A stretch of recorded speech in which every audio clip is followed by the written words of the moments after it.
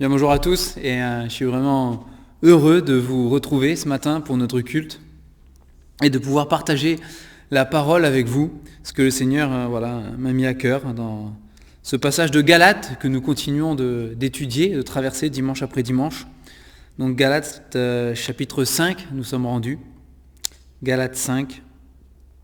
Et on avait vu la dernière fois le premier verset et on va lire ce matin donc les 15 premiers versets. Mais avant ça, on va s'incliner dans la prière.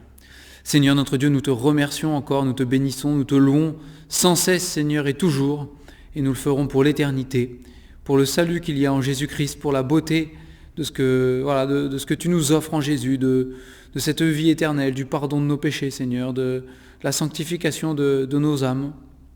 Merci, Seigneur, merci de tout notre cœur. Nous te bénissons et nous t'adorons, te disons, Seigneur, que nous avons besoin de toi, nous te disons que nous t'aimons, que nous voulons te servir, que nous voulons t'obéir, que nous voulons vivre d'une manière qui te glorifie, Seigneur, qui te plaise, et aide-nous. Merci parce que nous pouvons compter sur toi. Merci pour ta parole merveilleuse que tu mets entre nos mains. Aide-la, Seigneur, aide-nous, Seigneur, à la faire passer aussi dans nos cœurs, à la méditer et à la mettre en pratique dans nos vies. Que tu sois encore béni, notre Dieu, ce matin. Bénis chacun. Prends particulièrement soin de ceux qui souffrent, Seigneur, d'une manière ou d'une autre, et encourage ton peuple, fais du bien à chacun, au nom du Seigneur Jésus. Amen. Amen. Alors, je vous invite, si ce n'est pas déjà fait, du coup, à ouvrir vos Bibles dans l'épître aux Galates, écrite par Paul, à toutes ces églises qui étaient en Galatie et qui, après avoir cru en Jésus-Christ, après avoir marché selon la vérité, après avoir cru dans l'évangile de Jésus-Christ, la bonne nouvelle du salut, ils ont accepté, quand Paul est passé, qu'il a prêché Jésus-Christ, ils ont cru ce message de Jésus-Christ, crucifié sur une croix pour les sauver. Ils ont cru de tout leur cœur, ils ont donné leur vie au Seigneur Jésus-Christ. Ils se sont convertis, comme on dit, ils ont demandé pardon pour leurs péchés et ils ont compris que Jésus-Christ était mort à leur place, mais que 3 jours plus tard, il était ressuscité d'entre les morts, avec la victoire sur la vie, la victoire sur la mort, la victoire sur le péché, la victoire totale, triomphante. Il est plus que vainqueur, notre Seigneur Jésus. Ils ont cru dans ce message, ces Galates, et ils ont confié leur vie à Jésus-Christ. Ils ont confié leur vie sous la direction, sous l'autorité de ce que le Seigneur voulait pour eux. Et puis, quelque temps après, des prédicateurs de passage, des enseignants de passage étaient venus dans ces églises de Galatie et commençaient à enseigner autre chose que Jésus-Christ. Ils allaient plus loin que Jésus-Christ. Ils voulaient rajouter quelque chose à l'œuvre de Jésus-Christ. Et dans ce contexte-là, c'était des Juifs qui voulaient rajouter la loi de Moïse. Donc ils disaient, entre autres choses, par exemple, que pour être sauvé, il fallait aussi se faire circoncire, il fallait aussi respecter les sabbats, il fallait aussi respecter les prescriptions que Moïse a données dans l'Ancien Testament. Tu ne mangeras pas de tel animal, tu ne toucheras pas, etc., etc. Et donc il voulait rajouter ces règles en disant, si vous voulez être sauvé, il faut aussi accomplir toutes ces choses. Et Paul est dévasté, on le voit, il est à la fois en colère, à la fois attristé, il est peiné, il est troublé de voir que les Galates ont pu être fascinés par ces discours-là, au point de perdre la beauté et la merveille qu'il y a dans l'évangile de Jésus-Christ, qui se suffit à lui-même.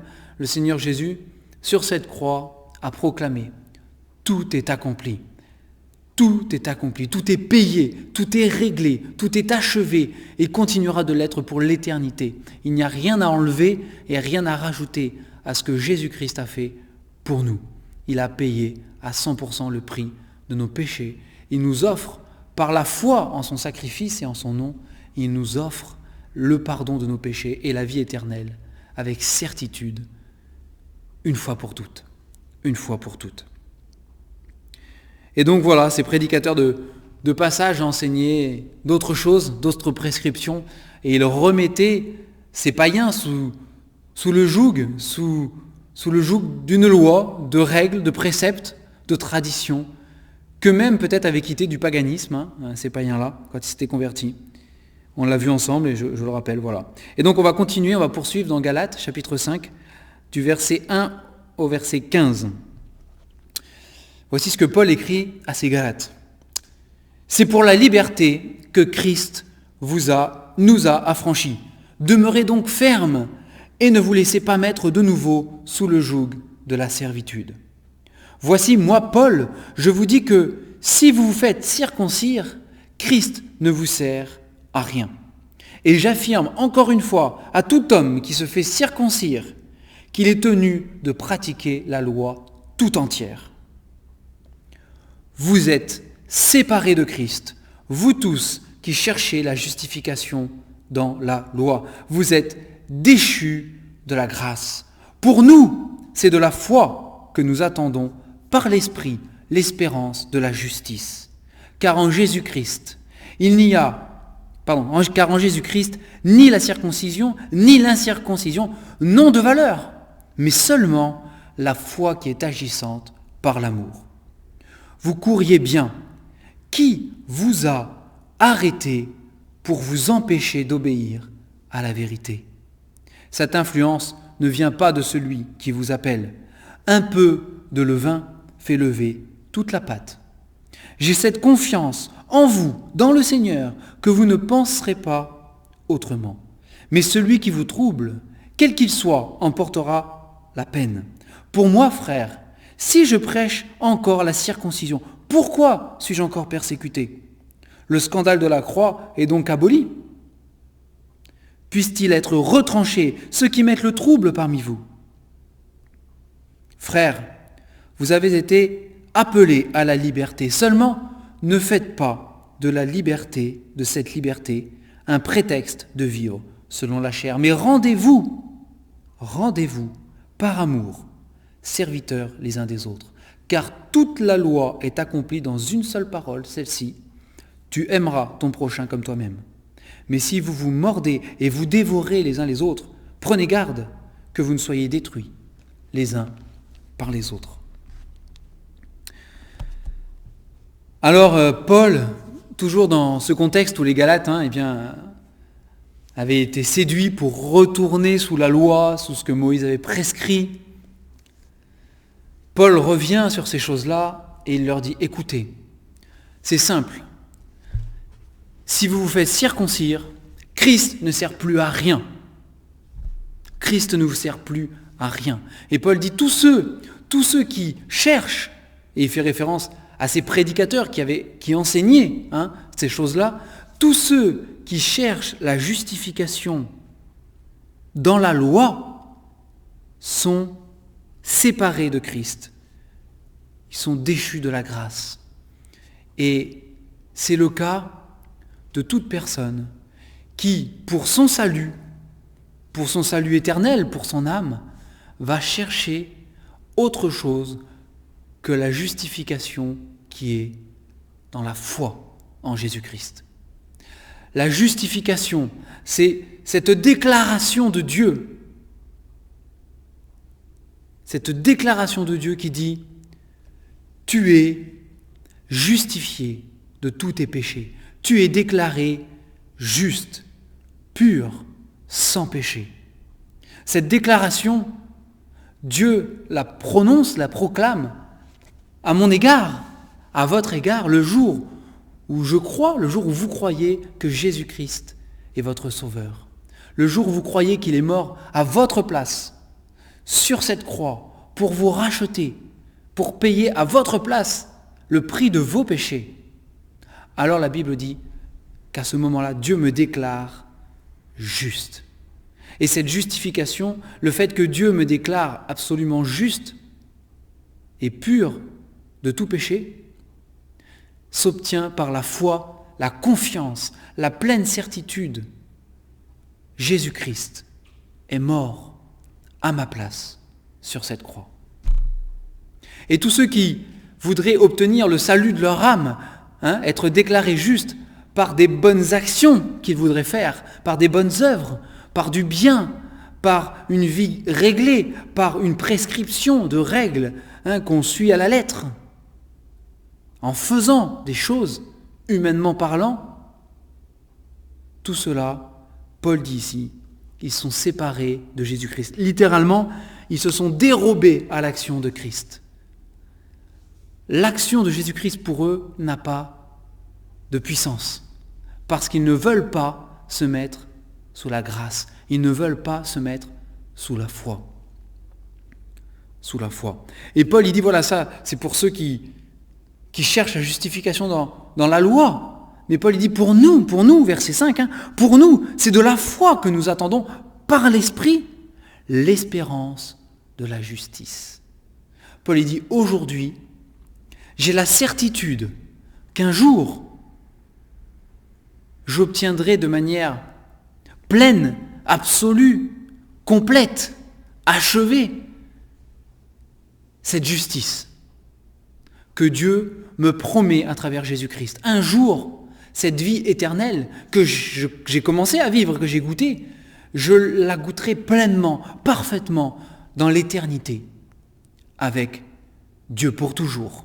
Et Paul, il dit, nous, voilà, c'est par la foi que j'attends, par l'Esprit qui vit en moi, j'attends avec une certitude absolue cette justice qui m'a été promise en Jésus-Christ, qui m'est déjà acquise en Jésus-Christ, qui m'est déjà donnée en Jésus-Christ, mais que je goûterai quand je serai libéré pour toujours et à jamais du péché de cette terre, et de toutes ces choses, et de la mort, le jour où je ressusciterai, ou le jour où le Seigneur me prendra, le jour où je serai transformé parfaitement, de manière glorieuse, à l'image de Jésus-Christ. Ce sera fini, terminé. Et Paul, il dit, en attendant, c'est par la foi qu'on attend ces choses. Et ce n'est pas en plaçant notre espérance dans la loi, ou dans des règles, ou dans des traditions, ou dans des préceptes d'hommes, ou dans des noms d'église, si on pourrait étendre la chose, ou dans un homme. Non, c'est dans la foi, dans l'espérance de la justice. Car Paul dit en Jésus-Christ, la circoncision, l'incirconcision, que vous soyez juif, que vous soyez païen, que vous soyez riche, que vous soyez pauvre, que vous soyez maître, que vous soyez esclave, que vous soyez grand, que vous soyez petit, que vous soyez vieillard ou que vous soyez jeune enfant, que vous soyez noir, que vous soyez blanc, peu importe la couleur de votre peau, peu importe l'origine de votre famille, peu importe toutes ces choses, rien, il le dit ici, en Jésus-Christ, ni la circoncision ni l'incirconcision n'ont de valeur. Et ailleurs, Paul en parle aussi, et dit que il n'y a en Jésus-Christ ni homme, ni femme, ni esclave, ni libre. Nous sommes tous égaux, nous sommes tous un en Jésus-Christ. Et ici, il dit, en Jésus-Christ, rien n'a de valeur. La seule chose qui a de la valeur en Jésus-Christ, la seule chose, c'est la foi agissante par l'amour. Et ça, c'est important. C'est important parce que ce que ces Galates n'avaient pas compris, ou là où ils s'étaient laissés séduire, c'est qu'ils ont cru que, ayant accepté Jésus, ils étaient libres en Jésus-Christ et ils pouvaient maintenant marcher leur vie chrétienne, vivre leur vie chrétienne, vivre chaque jour, faire les choix de leur vie comme il leur plaisait, en suivant une règle à droite, une règle à gauche, un précepte. Et Paul leur dit non. Il n'y a qu'une seule loi. Il n'y a qu'une seule loi à respecter. Il n'y a qu'une seule loi à suivre. Il n'y a qu'une seule manière de marcher. Il n'y a qu'une seule chose qui, en Jésus-Christ, a de la valeur. Il leur dit ici, c'est la foi qui est agissante par l'amour. Et en bas de ce passage, il leur dit, car toute la loi, même verset 13 déjà, mais rendez-vous par amour, serviteurs les uns des autres. Verset 14, car toute la loi est accomplie dans une seule parole, celle-ci, tu aimeras ton prochain comme toi-même. Paul dit non. Si vous voulez vraiment une loi, si vous voulez quelque chose pour diriger vos vies, c'est la loi de la foi qui agit par l'amour. C'est la loi de l'amour. Et c'est la seule loi. La seule chose à suivre, c'est d'aimer. D'aimer comme Christ nous a aimés.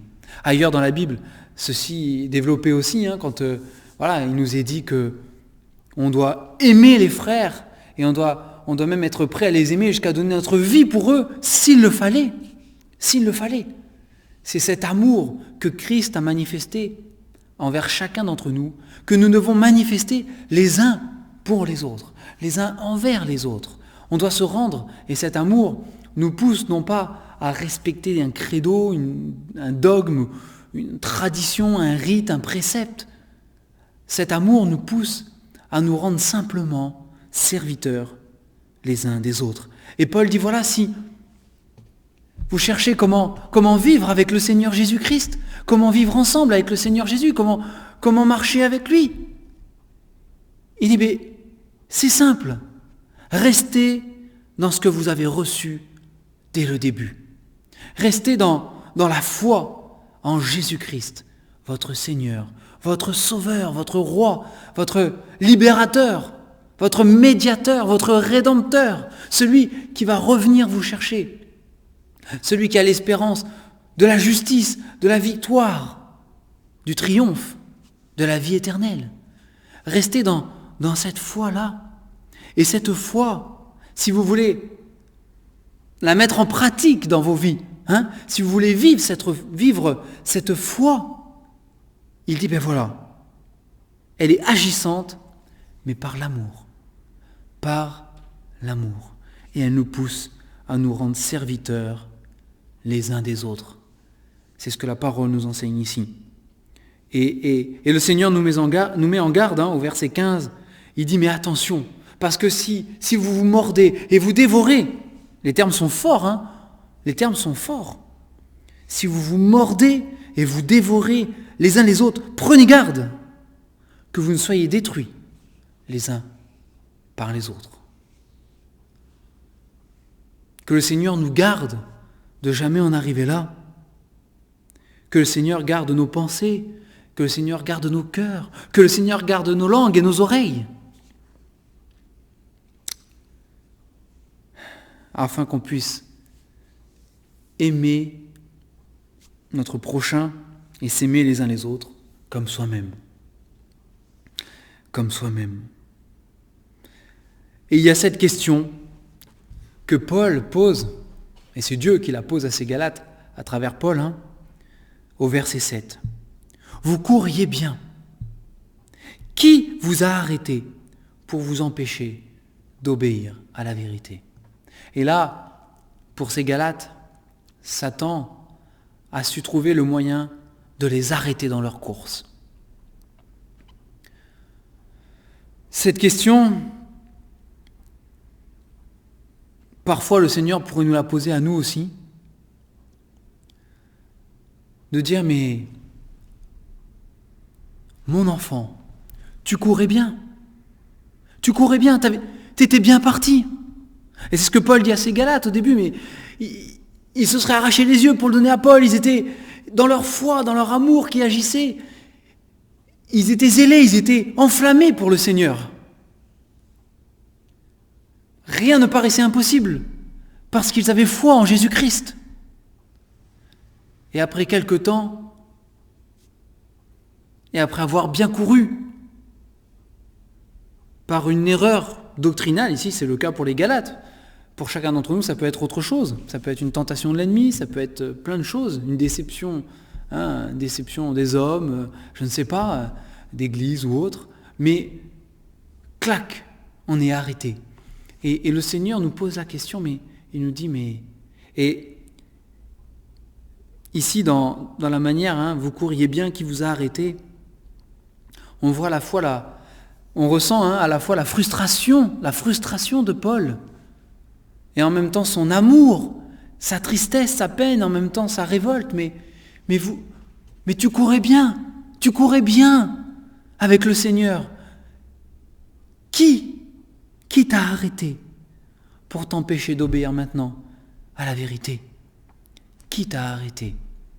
Et c'est une question qu'il est bon de se poser chacun d'entre nous, si on fait le constat dans notre vie qu'on a peut-être bien couru avec le Seigneur, mais qu'aujourd'hui c'est plus pareil, qu'aujourd'hui c'est plus trop ça. Aujourd'hui il y a eu comme un arrêt. À un moment donné, il y a quelque chose qui peut-être s'est cassé, je ne sais pas. Il y a eu un arrêt dans ma vie avec le Seigneur. Je me suis arrêté à un stop, à un feu rouge, et j'ai galéré à repartir, et je galère à redémarrer. C'est difficile, c'est difficile. La question qu'il faut se poser, c'est qu'est-ce qui s'est passé ? À quel moment je me suis arrêté ? Pourquoi je me suis arrêté ? Qui m'a arrêté ? Paul il dit ici, qui vous a arrêté ? Qui vous a arrêté ? Et il est bon d'analyser notre vie sous le regard du Seigneur, à la lumière de la parole de Dieu, par l'éclairage que nous donne le Saint-Esprit qui vit en nous. Il est bon d'analyser la parole de Dieu, d'analyser notre vie, à la lumière de la parole de Dieu, et de se dire, Seigneur, c'est vrai que je courais bien. Seigneur, qui m'a arrêté ? Qu'est-ce qui m'a arrêté pour m'empêcher aujourd'hui d'obéir à la vérité, d'avoir cette vie de foi qui triomphe, cette vie de foi qui ne voit rien comme impossible, parce que je marche avec Dieu. Cette foi agissante par l'amour qui m'a animé et qui peut-être aujourd'hui c'est refroidi, c'est rabaissé, c'est diminué. Qu'est-ce qui m'a arrêté ? Et Paul dit cette influence que nous avons reçue à un moment donné dans notre vie, qui nous amène à nous arrêter. Il dit cette influence ne vient pas de celui qui vous appelle, elle ne vient pas de Jésus-Christ. Elle ne vient pas de Jésus-Christ. C'est peut-être des faux docteurs, c'était le cas des Galates, peut-être c'est l'ennemi de Dieu qui s'est déguisé, qui vous a trompé. Peut-être c'est l'ennemi de Dieu qui vous a fait mal comprendre une circonstance de votre vie. Un moment difficile. Mais Paul dit, prenez garde parce qu'un peu de levain fait lever toute la pâte. Le levain dans la parole de Dieu est quasiment toujours synonyme, symbole de péché. Et si on met un peu de levain dans la pâte, ça fait lever toute la pâte. Et si on met un peu de péché dans notre vie, ça contamine toute notre vie. Et si on laisse le péché subsister dans l'assemblée, alors il contamine l'assemblée. Et là, moi, ça me reprend, personnellement, parce que oui, dans ma propre vie et dans notre assemblée, on doit se préserver du péché pour ne pas être contaminé. On doit parfois se séparer physiquement. La Bible nous enseigne aussi la discipline d'église. Et ici, il le dit, puisse-t-il être retranché, verset 12. Paul dit, puisse-t-il être retranché ceux qui mettent le trouble parmi vous.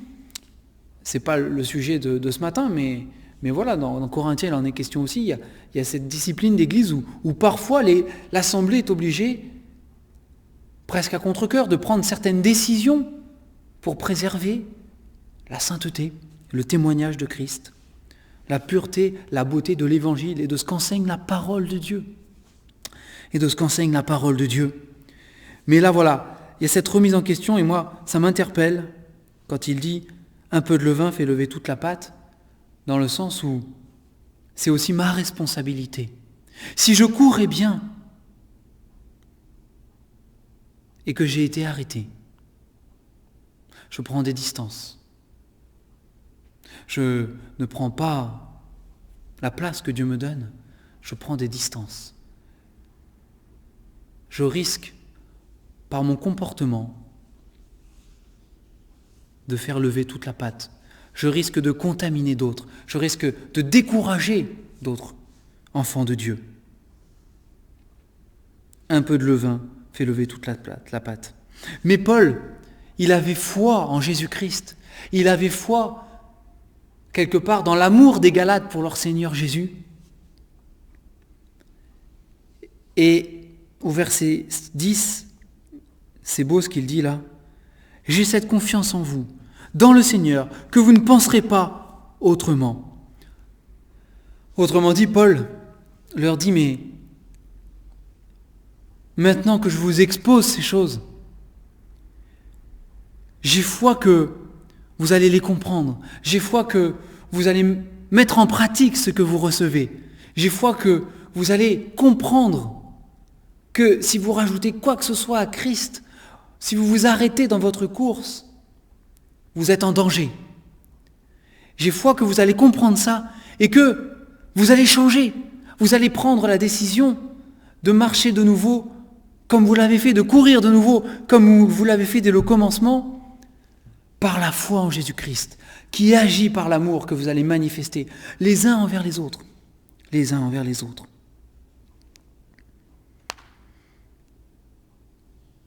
J'ai cette confiance en vous. Mais celui qui vous trouble, quel qu'il soit, en portera la peine. Et Paul dit voilà, celui qui vous trouble, il sera jugé par le Seigneur. Il en portera la peine. Il comparaîtra un jour devant Dieu. Et c'est lui qui rendra des comptes. Mais vous rendrez des comptes pour vous-même, chacun. Chacun d'entre nous, nous rendrons des comptes pour nous-mêmes, de la manière dont nous aurons influencé la vie de foi ou pas de nos frères et sœurs, pour le témoignage qu'on aura apporté autour de nous, pour la manière dont on aura couru avec le Seigneur Jésus ou pas, puisque Paul dit que notre manière de courir, et là leur manière de courir, en tout cas aux Galates, à ce moment-là, ils étaient en train de courir sans Jésus-Christ. Ils s'étaient éloignés de l'action de Christ. En tout cas, c'est ce qu'étaient ces prédicateurs de passage. Ils étaient séparés de Christ. Ils étaient soustraits et dérobés à l'action de Jésus-Christ. Et en suivant leur mode de fonctionnement, eh bien les Galates étaient en train de marcher à côté. Ils couraient à côté. Ils ne couraient plus dans les pas et dans les traces du Seigneur Jésus. Et prenons garde, nous, à courir bien dans les pas et dans les traces du Seigneur Jésus-Christ. Et si nous voulons savoir comment marcher dans les traces de notre Seigneur Jésus, il nous faut lire cette parole de Dieu, lire la Bible qu'il nous a laissée.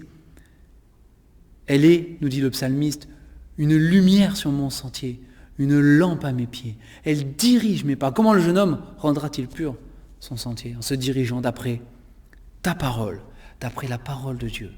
Et que ce soit pour nous vraiment quelque chose que nous voulons garder précieusement, en demeurant ferme, nous laisser guider par la parole de Dieu et uniquement par la parole de Dieu. Par la parole de Dieu. Alors que nous puissions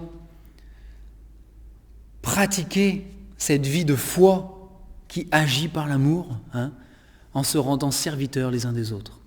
Vraiment que le Seigneur nous donne d'être de nouveau encore transformés dans notre être, à l'image du Seigneur Jésus. Que nous puissions vivre la liberté de nous aimer les uns les autres, comme le Seigneur Jésus nous a aimés. C'est important, vous savez.